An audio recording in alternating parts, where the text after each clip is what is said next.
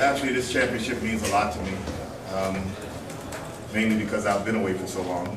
And when I left the PBA, it's almost 11 years ago now, I didn't really leave because I wanted to leave. I was taken out of Central Asia, and I just happened to get a job with Ateneo the very next year. But I've always wanted to go back to the PBA and have a chance to coach in probably the best league in the country. Well, it is the best league in the country, actually, with the best players.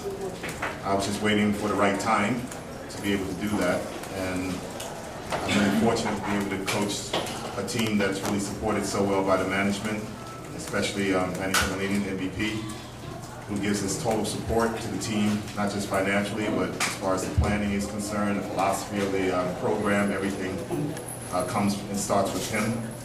Ricky Vargas, was Pato Gregorio, our boy Castro, the management of the team. I'm really happy to work for them, and I'm proud to represent them as their coach. But it means a lot mainly because when I came back this year, it was under a little bit of difficult circumstances, mainly because just coming out of the UAAP, I didn't really have a chance to train my players that well before I entered the PBA season, and I had to do everything on the run, on the fly. And luckily for me, the Talking Tex team is not just blessed with good, talented players, but they also have very good attitudes, and they cooperate and they execute for you. And that's really we call it winning formula for this conference. That's really the key. The fact that whatever you put on the table for them, whatever you come up with as far as the game plan, they go out and give it a try. They go out and execute it, and that's all the coach can really ask. Well, you have to win 2 conferences before you can even start thinking about winning a Grand Slam. I remember my experience in '89. We didn't even start thinking about a Grand Slam until we won the 2nd conference, because there's no sense in thinking about it, thinking ahead. But obviously, the 2nd conference, our success not just depends on our local players, but also depends on how good our import is. And hopefully he will be pretty good. He'll be able to complement the players, and he'll be hardworking, and he'll also help me execute what I want to get done. But until we actually see him play against the other imports, we're not really sure how good he's going to be.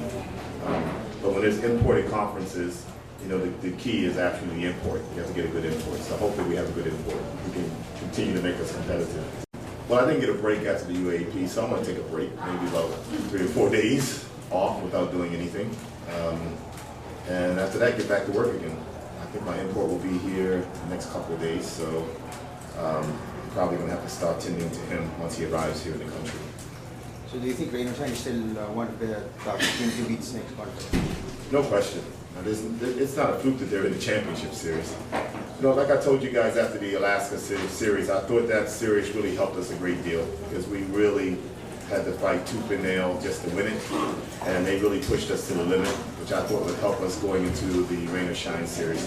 And tonight you just caught a Talking Tex team that was just playing great basketball. A Talking Tex team that was just playing out of its mind actually in the 2nd half. So sometimes it happens like that. We just happen to be a hot team at the right time.